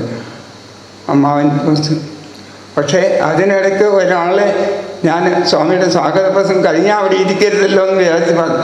എന്നോട് പറഞ്ഞു ഓടണ്ട സ്വാമിജിയെ ചെന്ന് വിളിക്കുകയേ വേണ്ടെന്നാണ് കേൾക്കുന്നത്. ഞാൻ ഓർത്തു ആദരവ്. പരമേശ്വരജി AKGയുടെ അല്ല ആഗമാനന്ദ സ്വാമിയുടെ ഏറ്റവും അടുത്ത ശിഷ്യൻ എന്ന് പറയുമായിരുന്നു. പക്ഷേ AKG സ്വാമി വന്ന് AKG തൊഴുതു കഴിഞ്ഞ് സ്വാമിജി പറഞ്ഞു, ഇവിടെ വന്ന നിലയ്ക്ക് ആശ്രമമെല്ലാം ഒന്ന് കണ്ടുപോയാൽ മതി. 3/4 മണിക്കൂർ സമയം കൊണ്ട് നമ്മുടെ കടവ് ഹരിജന ഗിരിജന ഹോസ്റ്റല് ഒരു ഹോളിഡേ ആയിരുന്നു. കുട്ടികൾ അവിടെ ഇരുന്ന് പഠിക്കുകയാണ്. സ്വാമി മാറി നിന്ന് പേക്കരി എന്ന് ചോദിച്ചു. കുഞ്ഞെ, ഇവിടെ എല്ലാ സൗകര്യവും കിട്ടുന്നുണ്ടോ? എല്ലാം ഉണ്ട്. ഞങ്ങൾക്ക് അച്ഛനും അമ്മയും ഗുരുവും ചെയ്യുന്ന എല്ലാ കാര്യങ്ങളും സ്വാമി ഞങ്ങൾക്ക് ചെയ്തു തരുന്നുണ്ട്. ആ കുട്ടി പറഞ്ഞു. അപ്പോൾ ഗൗരിയമ്മ പോകാൻ തിരക്ക് കൂട്ടുക. അപ്പോൾ AKG ഗൗരവത്തിൽ പറഞ്ഞു, നമ്മളെക്കാളെല്ലാം ഈ അധസ്ഥിതരായ ഹരിജനങ്ങളെ രക്ഷിക്കുന്ന ആളാണ് സ്വാമി. അല്പം താമസിച്ചാലും കുഴപ്പമില്ല. ഇത് ഞാൻ കേട്ടോന്ന് നിൽക്കാം, നിങ്ങളറിയാൻ പറയുക. ഈ നടന്ന ചരിത്രം ഇവിടെ ആർക്കും നിശ്ചയമില്ലാത്ത കാര്യം. അത് കഴിഞ്ഞ് AKG ആ കുട്ടികളുടെ റൂമെല്ലാം പോയി കണ്ടു. അവരുടെ പഠിക്കുന്ന രീതി കണ്ടു. അവർക്ക് കൊടുക്കുന്ന ആഹാരത്തെ പറ്റി ചോദിച്ചു, കിടപ്പിനെ പറ്റി ചോദിച്ചു. ഇതൊന്നും കുടുംബത്തിൽ യാതൊരു വകയില്ലാത്ത കുട്ടികളെയാണ് അന്നവസ്ത്രാദി കൊടുത്ത് വിദ്യയും കൊടുത്ത് സ്വാമിജി. അത് കഴിഞ്ഞ് വന്നു അവിടെ ഇരുന്ന് കുറച്ച് സമയം ഇരുന്ന് AKG പോകാനിരുന്നിട്ട് വെളിയിലോട്ടില്ലെങ്കിൽ കാറിൽ ഒരു കാല് വെച്ച് ഡോറിലിങ്ങനെ പിടിച്ചു നിൽക്കുക. സ്വാമിജി, എനിക്കൊരു അപേക്ഷയുണ്ട് അങ്ങയോട്. അപ്പോൾ സ്വാമി അവിടെ വരാൻ്റെ തൂണിൽ പിടിച്ചു നിന്നു. എന്താണ്? സ്വാമിജി, അധികം അലയരുത്, കുറച്ചു കാലം കൂടി ഞങ്ങൾക്ക് കാണണം. ഞാനിത് ഒരു ലേഖനത്തിൽ എഴുതിയപ്പോൾ ഒരുപാട് ആളുകൾ പറഞ്ഞു, ആ വാചകം കണ്ണീരോടെ അല്ലാതെ വായിക്കാൻ പറ്റിയില്ല. ഞാൻ ആലോചിച്ചു. പരമേശ്വരിയോട് ഞാൻ പറഞ്ഞു, പരമേശ്വരി എഴുതിയതിൽ പോലും ഇങ്ങനെ ഒരു വാചകം എനിക്ക് വായിക്കാൻ പറ്റിയിട്ടില്ല. സ്വാമിജി, ഒരപേക്ഷയുണ്ട്. എന്താണ് അപേക്ഷ? അപ്പോൾ സ്വാമിജി വേറെന്തോ പറയാനാണെന്ന് വിചാരിച്ചു. അധികം അലയരുത്, കുറച്ച് കാലം കൂടി ഞങ്ങൾക്ക് കാണണം. അപ്പോൾ ഭാരതത്തിൻ്റെ പ്രതിപക്ഷ നേതാവ്, ഈ പാർട്ടിയുടെ അഖിലേന്ത്യാ അധ്യക്ഷൻ വന്ന് ആഗമാനന്ദ സ്വാമികളോട് പറഞ്ഞതാണ്, കുറച്ച് കാലം കൂടി കാണണം. ഇത് പറയുന്നതിന് ഒരു പശ്ചാത്തലമുണ്ട്. ഗുരുവായൂർ സത്യാഗ്രഹം നടന്ന കാലത്ത് AKGക്ക് 19 വയസ്സേ ഉള്ളൂ. കേളപ്പജിയുടെ ശിഷ്യനാണ്. കേളപ്പജി നിരാഹാര സത്യാഗ്രഹം നടന്നപ്പോൾ അദ്ദേഹത്തിൻ്റെ അടുത്തിരിക്കുകയാണ്. ആ സമയത്ത് AKG വിചാരിച്ച് ഈ ജാതിഭേദവും എല്ലാം ശങ്കരാചാര്യ സ്വാമിയുടെ കാലം തൊട്ട് അദ്ദേഹം പറഞ്ഞിട്ടാണ് ഇതുണ്ടായതെന്നാണ് ആളുകൾ പറഞ്ഞ് നടന്നിരുന്നത്. ആഗമാനന്ദ സ്വാമികൾ പ്രസംഗിക്കാമെന്ന് പറഞ്ഞു, ജാതിഭേദം സനാതന ധർമ്മം അറിയുന്നതേയില്ല. ഇതാണ് സ്വാമിജിയുടെ വാചകം. ഒരു വേദങ്ങളിലോ ഉപനിഷത്തുകളിലോ പുരാണങ്ങളിലോ യാതൊരിടത്തും ഇത് തൽപരകക്ഷികളായ ആളുകൾ ഒരു 200 കൊല്ലം മുമ്പ് ശാങ്കര സ്മൃതി എന്ന് പറയുന്ന പുസ്തകം അവരുടെ സൗകര്യത്തിന് വേണ്ടി ഉണ്ടാക്കിയതാണ്. ഇത് ശങ്കരാചാര്യമായിട്ട് ബന്ധമില്ല. ഇത് കേട്ടപ്പം എനിക്ക് മനസ്സ് ഉഷാറ് കിട്ടിയെന്നാണ് ആത്മകഥയിൽ എഴുതിയിരിക്കുന്നത്. ഇതിന് ശേഷം 2025 ഗാന്ധിജി വന്ന് ഗുരുദേവനുമായിട്ട് കണ്ടു എന്ന് പറഞ്ഞ് 1 കൊല്ലം ആഘോഷിച്ചു ഇവിടെ. പക്ഷെ അതിൽ ആഗമാന സ്വാമി എന്നൊരു പേര് പോലും ഒരാളും പറഞ്ഞിട്ടില്ല. അപ്പം ചരിത്രത്തെ കുറിച്ചു മൂടാൻ ആളുകൾക്കുള്ള, നിങ്ങളോട് ഞാൻ വേദനയോടെ പറയുക, എനിക്ക് സഹിക്കാൻ സാധിക്കുന്നില്ല. വന്ന് കണ്ടിട്ട് എന്തായി?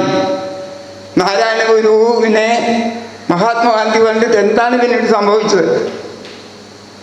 അവിടെ ചെന്നപ്പോൾ ഈ മേൽജാതിക്കാരുടെ വരേണ്യവർഗത്തിൽപ്പെട്ട ഒരു വിഭാഗത്തിൻ്റെ എങ്കിലും ആനുകൂല്യം കൂടാതെ ഒരു കാലത്തും ഇവിടെ ക്ഷേത്രപ്രവേശനം ഉണ്ടാവില്ല എന്ന് ബുദ്ധിമാനായ ഗാന്ധിജി കണ്ടു. നാരായണ ഗുരു അത് സമ്മതിച്ചു. അതിനെന്ത് ചെയ്യും? കേളപ്പജിയാണ് ഇതിൻ്റെ നേതാവ്. കേളപ്പജി NSSൻ്റെ ആദ്യത്തെ പ്രസിഡന്റും കൂടിയാണെന്ന് നിങ്ങൾക്ക് അറിയാവുന്ന അറിഞ്ഞൂടാ. അപ്പോൾ പറയും, പലർക്കും അറിഞ്ഞുകൂടാ, അത് കേളപ്പൻ നായരായിരുന്നു, ഇത് കേളപ്പനാണ്. എലിമെൻ്ററി മെമ്പർഷിപ്പുള്ള സകലം ഒഴിഞ്ഞു കൊടുത്തിട്ട് അവിടെ ചെന്നു ഗാന്ധിജിയെ കണ്ടു. ഗാന്ധിജി പറഞ്ഞു, ഇതാണ് അവസ്ഥ. നാരായണ ഗുരുവും ഉണ്ടായിരുന്നു. 2 പേരും കൂടി പറഞ്ഞു, ഞാൻ തയ്യാറാണെന്ന് പത്മനാഭൻ പറഞ്ഞു. കാരണം കേളപ്പജി അദ്ദേഹത്തിന് പ്രസിഡന്റ് എന്നുള്ളത് വലിയ ആദരവാണ്. അങ്ങനെയാണ് സവർണ ജാഥ ഉണ്ടായത്. ഈ ഭാഗമൊന്നും ഈ ഗാന്ധിജിയും ഗുരുദേവനെ വന്ന് കണ്ടു. എന്ത് കണ്ടു? കണ്ടിട്ട് എന്തായി? ഒടുവിൽ എന്താ സംഭവിച്ചത്? ഇണ്ടത്തുരുത്തി നമ്പ്യാതിരി എന്ന് പറയുന്ന ആള് ഈ വൈക്കത്തെ ക്ഷേത്രത്തിൻ്റെ സ്ഥാനിയാണ്, അദ്ദേഹത്തിൻ്റെ ഉടമസ്ഥതയിലാണ് അത് നടക്കുന്നത്. മഹാത്മാഗാന്ധി പറഞ്ഞു, ഇണ്ടന്തുരുത്തി നമ്പ്യാതിരിയെ എനിക്ക് കാണണം. അദ്ദേഹം പറഞ്ഞു പറ്റൂല, വൈശ്യനാണ് ഗാന്ധിജി, ബ്രാഹ്മണൻ്റെ വീട്ടിൽ കയറ്റില്ല. മുറ്റത്തൊരു പന്തലിട്ടു. ആ പന്തലിൽ ഗാന്ധിജിയും KS മേനോന്, കുറൂർ നീലകണ്ഠൻ നമ്പൂതിരിപ്പാട്, TK മാധവൻ എല്ലാവരും കൂടെ ചെന്നു. അവിടെ ചെന്ന് കഴിഞ്ഞപ്പം ഗാന്ധിജി ചോദിച്ചു അദ്ദേഹത്തോട്, ഈ ജാതിഭേദം ഹരിജനങ്ങളെ ഇവിടെ കയറ്റില്ല എന്നുള്ളതിന് പ്രമാണം എന്താണ് നെടുകൈ? ഉടനെ ഈ ശാങ്കര സ്മൃതി കൈകൊടുത്തു. അത് സംസ്കൃത പുസ്തകം മലയാള ലിപിയിൽ എഴുതിയൊരു പുസ്തകമാണ്. ഗാന്ധിജി നോക്കിയിട്ട് മലയാളം വായിക്കാൻ ഗാന്ധിജിക്ക് അറിഞ്ഞുണ്ട്. ഗാന്ധിജി പറഞ്ഞു, ഇത് ഞാൻ മാളവികയെ കാണിച്ചിട്ടുണ്ട്, നിജസ്ഥിതി എന്താണെന്ന് നോക്കാം. അപ്പോൾ കേളപ്പജി പറഞ്ഞു, ഇവിടെ കൃഷ്ണൻ നമ്പ്യാതിരിയുണ്ട്, പ്രസിഡൻസി കോളേജിൽ നിന്ന് ഫസ്റ്റ് ക്ലാസ്സിൽ സംസ്കൃതം പാസ്സായ ആളാണ്. കുട്ടിക്കാലത്തെ ശങ്കരാചാര്യരുടെ സകല കൃതികളും വായിച്ചിട്ടുള്ള ഒരാൾ. അദ്ദേഹത്തെ വിളിച്ചുകൊണ്ടുവന്നു ഗാന്ധിജിയോട് പറഞ്ഞു, മഹാത്മജി, ഇത് ഒരു കള്ളപ്രമാണമാണ്. ശങ്കരൻ്റെ മിക്ക കൃതികളും ഞാൻ വായിച്ചിട്ടുണ്ട്. അതെല്ലാം വളരെ സുന്ദരമായ ഭാഷയാണ്, വ്യാകരണത്തിനൊരു പെശക് പോലുമില്ല. സംസ്കൃതം കാര്യമായിട്ട് പഠിക്കാത്ത മഹാത്മാഗാന്ധിയോട് പറഞ്ഞു ഇതിനകത്തെ തെറ്റുകൾ, ഇതിൻ്റെ പ്രയോഗശൂന്യതകൾ. അപ്പോൾ സംസ്കൃതത്തിലും ഇംഗ്ലീഷിലുമുള്ള ഈ 27 വയസ്സുകാരനായ കൃഷ്ണൻ നമ്പ്യാതിരിയുടെ ജ്ഞാനം ഗാന്ധിയെ അത്ഭുതപ്പെടുത്തി. ഗാന്ധി തോളിലിട്ടു, അങ്ങേക്ക് എന്തൊരു അറിവാണ്. മഹാത്മാഗാന്ധി ചോദിച്ചതാണ്, ഇതൊക്കെ അവിടെ നടന്ന ചരിത്ര സത്യം ഇവർ കണ്ടു എന്ന് 1 കൊല്ലം മുഴുവൻ പത്രങ്ങൾ നിറയെയാണ്. ഗാന്ധിജി ശിവഗിരിയിൽ വന്ന് ഗുരുദേവനെ കണ്ടിട്ട് എന്തായി എന്നുള്ളതിനെപ്പറ്റി വേറെ ഒന്നുമില്ല. ഇതാണ് അവിടെ സംഭവിച്ചത്. ഗാന്ധിക്ക് വ്യക്തമായിട്ട് ബോധ്യമായി. അപ്പം നമ്മൾ ഈ ഇണ്ടന്തുരുത്തി നമ്പ്യാതിരിയോട് ചോദിച്ചപ്പോൾ അദ്ദേഹം മിണ്ടാതെ കയറി അകത്തേക്ക് പോവുകയാണ്. ഇന്ന് ആ ഇണ്ടന്തുരുത്തി ഇല്ലത്തിൻ്റെ അവസ്ഥ നിങ്ങൾ ചെന്ന് നോക്കിയാൽ വൈക്കം ചെത്തുതൊഴിലാളി യൂണിയൻ്റെ ഓഫീസാണ് അന്ന് ഗാന്ധിജി എന്നിരുന്ന ആ സ്ഥലം. ഈ വൈപരീത്യം എന്ന് പറഞ്ഞാൽ അവിടെ പോയി കാണാം. അപ്പോൾ ഇങ്ങനെയാണ് മഹാത്മാഗാന്ധിജിയെ ബോധ്യപ്പെടുന്നത്. അപ്പോൾ അത് ആഗമാനന്ദ സ്വാമികളാണെന്ന് പറയുന്നത് ആർക്കാ പറയാൻ? ആരുണ്ട്? അദ്ദേഹം ജനിച്ച ഇതിലുള്ള ആൾക്കാർ പറയുന്നത് എന്താണെന്നോ, ആഗമാനന്ദ സ്വാമിയുടെ ഒരു പടം പോലും ഈ ബ്രാഹ്മണ സഭകൾ കൂടുമ്പോൾ അവിടെ വയ്ക്കുന്ന പതിവില്ല. പലയിടത്തും എന്നെ വിളിച്ചപ്പോൾ ഞാൻ ചോദിച്ചു, ഈ ശങ്കരാചാര്യസ്വാമിയുടെയും ആഗമാനന്ദ സ്വാമിയുടെയും പടമല്ലേ നമ്മൾ വയ്ക്കേണ്ടത്? ആ വംശത്തിലുണ്ടായ വലിയ മഹാത്മാക്കളല്ലേ? അങ്ങനെ ഇപ്പോൾ കുറേശ്ശെ ആചാര്യസ്വാമിയുടെ പടം വെച്ച് അവർ തുടങ്ങി. ഞാൻ പറയുക, ആരാണ് പറയുന്നത്? രാമകൃഷ്ണ മിഷനിൽ വന്ന് വെട്ടുപോയി എന്നുള്ളത് ഒരു വലിയ പ്രയാസമാണ്. മിഷൻ്റെ സമ്പ്രദായ പ്രകാരം രാമകൃഷ്ണദേവൻ, ശാരദാദേവി, വിവേകാനന്ദ സ്വാമി, ഈ 3 പേരെ, 4മതൊരാളെ. പക്ഷേ 4മത് ആഗമാനന്ദ സ്വാമിയുടെ ജന്മശതാബ്ദി തിരുവനന്തപുരത്ത് അദ്ദേഹം മുത്തനായ സാർ ചെയർമാനും ഞാൻ സെക്രട്ടറി ആയിട്ട് ഒരു കമ്മിറ്റി ഉണ്ടാക്കി കേരളം മുഴുവൻ ഒരു 15 യോഗം ഞങ്ങൾ സംഘടിച്ചു. ഗണാനന്ദ സ്വാമിയൊക്കെ അവിടെ വന്നു ഒരുപാട് സന്യാസിമാർ വന്നു. അപ്പോൾ ഒരു സന്യാസി, ഒരു കൊച്ചു സന്യാസി ചോദിച്ചു, അത് നമ്മൾ പറയേണ്ടതല്ല, ആഗമാനന്ദ സ്വാമി ഇങ്ങനെ ആഘോഷിച്ചാൽ എല്ലാവരുടെയും ആഘോഷിക്കണ്ടേ സെൻറ്റിനറി എന്നാണ് ഒരാൾ ചോദിച്ചത്. പക്ഷേ രംഗനാഥാനന്ദ സ്വാമിയുടെ ഒരു എഴുത്ത് അതിന് മുമ്പ് എനിക്ക് കിട്ടി. ആഗമാനന്ദ സ്വാമികളെ പറ്റി എത്രമാത്രം ആഘോഷിച്ചാലും അധികമാവുകയില്ല. രാമകൃഷ്ണ മിഷൻ്റെ പ്രസിഡന്റ്, ലോകാരാധ്യനായ 2ാമത്തെ വിവേകാനന്ദനായ രംഗനാഥാനന്ദ സ്വാമിയുടെ എഴുത്ത്. പക്ഷേ ഈ എഴുത്ത് ഒരു സ്വാമിമാരെ ഞാൻ കാണിച്ചിട്ടേ ഇല്ല ഇതുവരെ. എന്നുവെച്ചാൽ ആവശ്യം വന്നു കഴിഞ്ഞാൽ ഇതാര് പറഞ്ഞിട്ട് ചെയ്തു എന്ന് പലരും എന്നോട് ചോദിച്ചു. പക്ഷേ പാവം ഗണാനന്ദ സ്വാമിക്ക് അത് വലിയ വിഷമമുണ്ട്. ഗണാനന്ദ സ്വാമിയോട് ഒരാളോ വന്ന് പറഞ്ഞു, തലനാട് ചന്ദ്രശേഖരനായ അയാളുടെ സ്ഥലവും വീടും വിറ്റാണ് ആഗമാനന്ദ സ്വാമി സെൻറ്റർ നടത്തുന്നത്. ഇയാൾ പിച്ചക്കാരനായി നടക്കുമല്ലോ ഉള്ളിന്. ഞാനിവിടെ വന്നപ്പോൾ ഗണാനന്ദ സ്വാമി എന്നെ വിളിച്ചു, താൻ എന്താണ് ഈ കാണിക്കുന്നത്? എനിക്ക് ഭാര്യയും മക്കളും ഒക്കെ ഉള്ളതല്ലേ, ഇതൊക്കെ വിറ്റാണോ? ഞാൻ പറഞ്ഞു, സ്വാമിജിയോട് ആര് പറഞ്ഞത്? അല്ല, ഞാൻ അറിഞ്ഞത് അങ്ങനെയാണ്. ഞാൻ പറഞ്ഞു, അങ്ങനെയൊന്നുമല്ല. ആഗമാനന്ദ സ്വാമിക്ക് അന്നത്തെ പൊക്കാളും ഇന്നും ആളുകൾ ഉണ്ട്. അന്ന് chief secretary R Ramendran Nair സാറാണ്. അദ്ദേഹത്തിൻ്റെ ജ്യേഷ്ഠൻ കുമാരൻ നായർ സാറ് എനിക്ക് വേണ്ടത്ര നോട്ടീസ് അടിച്ചു തരും. തീർത്ഥവാദ മണ്ഡപം നല്ല വിശാലമാണ്, അത് ഫ്രീ ആയിട്ട് എനിക്ക് തരും. ഒടുവിൽ എന്താണ് ഈ നോട്ടീസ് കൊണ്ടുപോയി എല്ലാവരുടെയും കൊടുക്കുക എന്നുള്ള ഒറ്റ ഡ്യൂട്ടി എനിക്കതുള്ളൂ. അതിന് വേണമെങ്കിൽ പോക്കറ്റിൽ നിന്ന് ചെറിയ ശമ്പളമുള്ളതുകൊണ്ട് ഞാൻ എടുത്ത് കൊണ്ടുപോകായിരുന്നു. അപ്പോൾ സ്വാമിജി എന്നോട് പറഞ്ഞു, ഞാൻ പറഞ്ഞു അങ്ങനെയൊന്നുമില്ല സ്വാമിജി വിശ്വസിച്ചില്ല ഞാൻ ഇതൊക്കെ ചെയ്യുന്നതാണ്. എന്തായാലും അത് വലിയൊരു അതിൻ്റെ ആ സെൻറ്റിനറുടെ സമാപന യോഗത്തിൽ 15 ആളുകൾ പ്രസംഗിക്കാണ്ടായിരുന്നു. ഗണാനന്ദ സ്വാമി ഉണ്ടായിരുന്നു, ശക്രാനന്ദ സ്വാമി ഉണ്ടായിരുന്നു, സിദ്ധിനാഥാനന്ദ സ്വാമി ഉണ്ടായിരുന്നു, ആർ രാമേന്ദ്രൻ നായരുണ്ടായിരുന്നു, ബാബു പോൾ ഉണ്ടായിരുന്നു.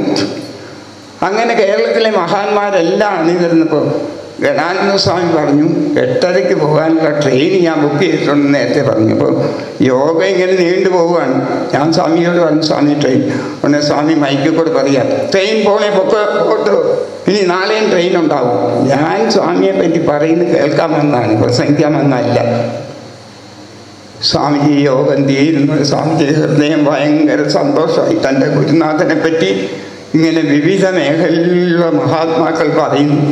ബാബു പോൾ പറയുന്ന അദ്ദേഹത്തിൻ്റെ 10ാം ക്ലാസ് ജയിച്ചപ്പോൾ സ്വാമിജി അവിടെ പോയപ്പോൾ പാദത്തിൽ തൊടാൻ അദ്ദേഹത്തിൻ്റെ അപ്പം പറഞ്ഞു, പാദത്തിൽ നമസ്കരിച്ചപ്പോൾ പറഞ്ഞു, എന്താ മഹാനായ പ്രാസംഗികനും വലിയ ഉദ്യോഗസ്ഥനുമായി തീരട്ടെ എന്ന് തലയിൽ കൈവച്ച് പറഞ്ഞു. അത് ബാബു പോൾ അവിടെ പറഞ്ഞു. 10ാം ക്ലാസ് എനിക്ക് ജയിച്ചപ്പോൾ ആഗമാനന്ദ സ്വാമിയുടെ കൈ എൻ്റെ ശിരസിലിരിക്കുന്നതായിട്ട് എനിക്കിപ്പോഴും തോന്നുന്നു എന്നാണ് ബാബു പോൾ.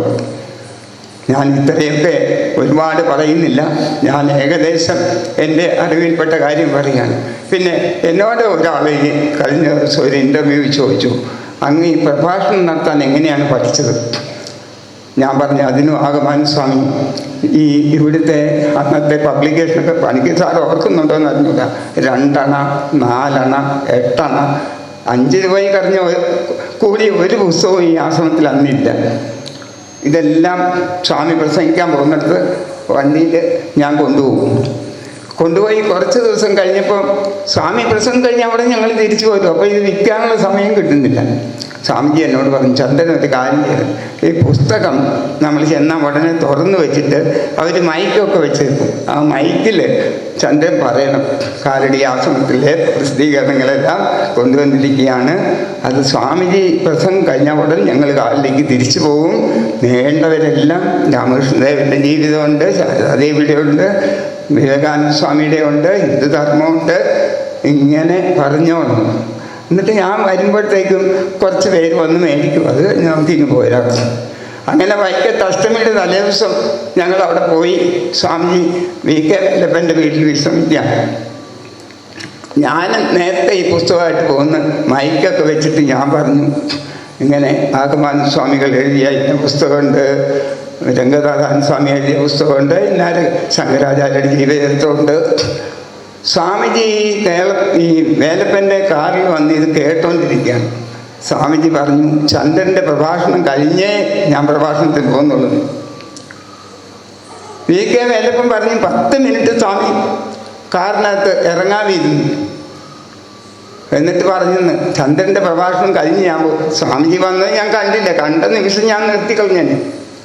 പക്ഷേ അപ്പോൾ ഞാൻ പറയുന്നത് 10 മിനിറ്റ് നേരം കേൾക്കാനും അത് എത്ര നേരമായാലും അത് കേട്ടുകൊണ്ടിരിക്കാൻ സ്വാമിക്ക് സന്മനസ് കാണിച്ചു. പിന്നെ ഇവിടെ ഞാൻ സ്വാമിയുടെ കൂടെ നിന്ന കാര്യം പണിക്കർ സാറിന് ഓർമ്മയുണ്ടോയെന്ന് അറിഞ്ഞൂട. ഇവിടെ കാപ്പി കുടിക്കാനോ ഊണ് കഴിക്കാനോ ഒന്നും ഞാൻ ശ്രദ്ധിക്കാറില്ല. 12 ഊണിന് ബെല്ലടിക്കുമ്പോഴായിരിക്കും സ്വാമിജി പറയുന്നത് കുറച്ച് കൽക്കണ്ടം മേടിച്ചുകൊണ്ട് വരാൻ. അപ്പം ഞാൻ കാലടിക്ക് പോകും. ഇവിടെ ഒരു ഇൻ്റർ കോളേജിൽ പ്രസംഗ മത്സരം ഞാൻ ഉള്ളപ്പം വന്നു. ഞാൻ കോളേജിൽ പഠിക്കുകയല്ല, 10ാം ക്ലാസ് ജയിച്ചിട്ടുണ്ട്, അത്രയേ ഉള്ളൂ. കോളേജിൽ ചേർന്നിട്ടില്ല. ഒരു കൊല്ലം ചേരാതെയാണ് സ്വാമിയുടെ കൂടെ നടന്നത്, ഒരിടത്തും പഠിക്കാൻ പോയില്ല. അപ്പോൾ അവിടെ സംഘാടകരാരോ പറഞ്ഞു, ഏതോ പ്രസംഗ മത്സരമുണ്ട്, താൻ കൂടുന്നു, താൻ 10ാം ക്ലാസ് ജയിച്ചുകൊണ്ട് കോളേജിൽ പഠിക്കുന്നു ഞങ്ങൾ പരിഗണിക്കാമെന്ന് പറഞ്ഞു. അപ്പോൾ 10-40 പേര് പ്രസംഗ മത്സരത്തിന് വന്നിട്ടുണ്ട് പല കോളേജുകളിൽ. അപ്പം ഞാൻ പറഞ്ഞു, ഇപ്പം ഒന്നാമത് എന്നെ കൊണ്ട് പ്രസംഗിപ്പിക്കുകയാണെങ്കിൽ ഞാൻ പ്രസംഗിക്കാം. കാരണം ഞാൻ സ്വാമി പറഞ്ഞിട്ടൊരു സാധനം മേടിക്കാൻ പോവുകയാണ്, കൽക്കട്ട മേടിക്കാൻ കാലിൽ. അപ്പോൾ താൻ ഒന്നാമത് പ്രസംഗിച്ചോളൂ. വിവേകാനന്ദൻ്റെ വിദ്യാഭ്യാസ ദർശനം എന്നുള്ളതാണ് വിഷയം. അത് സ്വാമിയുടെ ഒക്കെ പറഞ്ഞ് ഞാൻ കുറച്ചൊക്കെ അറിയാൻ ഞാൻ പറഞ്ഞിട്ട് സ്ഥലം വിട്ടു. പക്ഷേ തിരിച്ച് ഞാൻ വന്നപ്പോൾ പറഞ്ഞു എനിക്കാണ് ഫസ്റ്റ് പ്രൈസ്, 40 പേര് വന്നതിൽ. അപ്പം ഞാൻ വിചാരിച്ചു താൻ കൽക്കണ്ടം മേടിക്കാൻ സ്വാമിജിയാണ് അതിൻ്റെ പാരിതോഷികം തന്നപ്പോൾ ചോദിച്ചു എന്തിനെങ്ങനെ ഇവിടെ പ്രസംഗിച്ചത്. അപ്പം ഞാൻ പറഞ്ഞു ഞാനിങ്ങനെ പോകുമ്പോൾ അവരൊരവസരം തന്നു, അപ്പം ഞാൻ കയറി പറഞ്ഞതാണ്. അപ്പം ഞാൻ പറയുകയാണ് ആഗമാനന്ദ സ്വാമിയെ വിചാരിക്കുമ്പോൾ ശ്രീകൃഷ്ണ ചരണാംഭോജം ഭജ ദുഃഖം ഗമിഷ്യതി. യാതൊരു ദുഃഖവും എനിക്ക് എൻ്റെ ജീവിതത്തിലില്ല. ഇപ്പം ഭഗവാൻ ഒന്ന് ചോദിക്കുകയാണ് എന്തെങ്കിലും ഒരു വരം തരണമെന്ന് ചോദിച്ചാൽ തന്നത് വളരെ കൂടുതലാണ്. ഇത്രയും വേണ്ടിയിരുന്നില്ല, ഇത്രയും അർഹതയില്ലായിരുന്നു എന്ന് പറയാൻ എനിക്ക് വളരെ സന്തോഷമാണ്. 11 പ്രാവശ്യം ഹിമാലയ യാത്ര നടത്തി, 1 പ്രാവശ്യം കൈലാസ യാത്ര നടത്തി. സ്വാമിജിയുടെ ഈ കയ്യിൽ നിന്നാണ് ഈ യാത്രയുടെ മാഹാത്മ്യം എല്ലാം കിട്ടിയത്. അദ്ദേഹം ഭാരതം തീർത്ഥാടന കേന്ദ്രങ്ങളെല്ലാം സന്ദർശിച്ചു, അതിൻ്റെ കാര്യങ്ങളൊക്കെ പറയുമായിരുന്നു. അത് കേട്ടപ്പോൾ എനിക്കും പോകണമെന്നുള്ള ഒരാഗ്രഹം കുട്ടിക്കാലത്തെ ഉണ്ടായിരുന്നു. അദ്ദേഹത്തിൻ്റെ ആത്മാവിൻ്റെ അനുഗ്രഹം കൊണ്ട് ഞാൻ പറഞ്ഞു 2.25 ലക്ഷം രൂപയാണ് കൈലാസത്തിൽ പോയി വരാൻ ഒരു കമ്പനിക്ക് കൊടുക്കേണ്ടി വന്നത്. 1 പൈസ എൻ്റെ കയ്യിലില്ലായിരുന്നു. ഞാൻ പോയി വന്നു. അപ്പോൾ ഗുരുരനുഗ്രഹേണ ഇവ പൂമാൻ പൂർണ്ണപ്രശാന്തയെ എന്ന് പറയുന്നു. ത്രിജഗതി സജ്ജതി സംഗതി രേഖ ഭവതി ഭവാർണവ പരിണേ നൗക. ശങ്കരാചാര്യസ്വാമി പറയാണ് ഈ 3 ലോകത്തിലും ഈ ഭവസാഗരം കടക്കാനുള്ള ഏക തോണി സജ്ജന സംഗതി ഒരു മഹാനായ ഗുരുവിനെ ലഭിക്കുക എന്നുള്ളത് മാത്രമാണ്. അങ്ങനെ ഒരു ഗുരുവിനെയാണ് ലഭിച്ചത്. ഈ ഭാരതം മുഴുവൻ ഇപ്പോൾ ഡോക്ടർ രാജേന്ദ്ര പ്രസാദ് ഇവിടെ വിസിറ്റ് ഡയറി ഒരു വാചകം കൂടി പറഞ്ഞിട്ട് ഞാൻ നിർത്തുകയാണ്. 53 രാജേന്ദ്ര പ്രസാദ് ആദ്യത്തെ ഭാരതത്തിൻ്റെ പ്രസിഡന്റ് കേരളത്തിലേക്ക് വരുന്ന ആദ്യത്തെ വരവാണ്. ആദ്യം വന്ന എവിടെയാണെന്ന് നിങ്ങൾക്കറിയാം. അത് കാലടിക്കാർ ഓർമ്മിക്കുന്നുണ്ടോ? കാലടിയിൽ ആഗമാനന്ദ സ്വാമി ക്ഷണിച്ചിട്ടാണ് വന്നത്. ഇവിടെ വന്ന് വലിയ മഴയായതുകൊണ്ട് അദ്ദേഹത്തിന് മണിക്കൂറുകളോളം താമസിച്ച് ഈ പെരിയാർ കടക്കാൻ നോക്കിയില്ല. പിന്നെ ഇങ്ങനെ ചുറ്റിക്കറങ്ങിയാണ് തിരുവനന്തപുരത്തേക്ക് പോയത്. അദ്ദേഹം എഴുതി ഭാരതം സ്വതന്ത്രമായ നിലയ്ക്ക് ആ വാചകം ഞാൻ പറയുകയാണ്. രാജേന്ദ്ര പ്രസാദ് വിസ്റ്റേറ്റ് എഴുതിയ വാചകം ഇംഗ്ലീഷിലാണ് എഴുതിയത്, എൻ്റെ മലയാളം ഞാൻ പറയുക. ഭാരതം സ്വതന്ത്രമായ നിലയ്ക്ക് ഭാരതത്തിൻ്റെ പൂർവ്വ മഹിമകൾ പുനഃസ്ഥാപിക്കേണ്ടത് ഓരോ ഭാരതീയൻ്റെയും കടമയാകുന്നു. ആ നിലയ്ക്ക് ആദിശങ്കരൻ്റെ ജന്മദേശമായ കാലടിക്ക് ഭാരതത്തിൻ്റെ ചരിത്രത്തിലും ഭൂമിശാസ്ത്രത്തിലും അർഹമായ സ്ഥാനം നേടിക്കൊടുക്കുന്നതിന് പരിശ്രമിച്ചുകൊണ്ടിരിക്കുന്ന ആഗമാനന്ദ സ്വാമികളോട് ഭാരതീയരാഗമാനം കടപ്പെട്ടിരിക്കുന്നു. ഡോക്ടർ രാജേന്ദ്ര പ്രസാദ് ഇവിടുത്തെ വിസിറ്റ് ഡയറി എഴുതിയാണ്. ഭാരതീയരാഗമാനം കടപ്പെട്ടിരിക്കുന്ന ആഗമാനന്ദ സ്വാമിയോട് ഈ കാലടിയിലുള്ളവരെങ്കിലും മുഴുവൻ ആളുകൾക്കും ഒരു സ്നേഹവും കാരുണ്യവും ഉണ്ടാവേണ്ടതല്ലേ എന്ന് ഞാൻ പലപ്പോഴും വിചാരിക്കും. രാജേന്ദ്ര പ്രസാദ് എന്ന് പറഞ്ഞാൽ ചെറിയ ആളൊന്നുമല്ല. ലോകം കണ്ട അല്ലെ ഭാരതം കണ്ട മഹാത്മാക്കളിൽ അഗ്രഗണ്യനാണ് രാജേന്ദ്ര പ്രസാദ്. എന്തൊരു കൃത്യമായിട്ട് എഴുതിയിരിക്കുന്നു. വിസ്തേരെ ചുമ്മാ ഞാൻ ആശ്രമം കണ്ടു സന്തോഷം എന്ന് എഴുതിയിരിക്കുന്നു.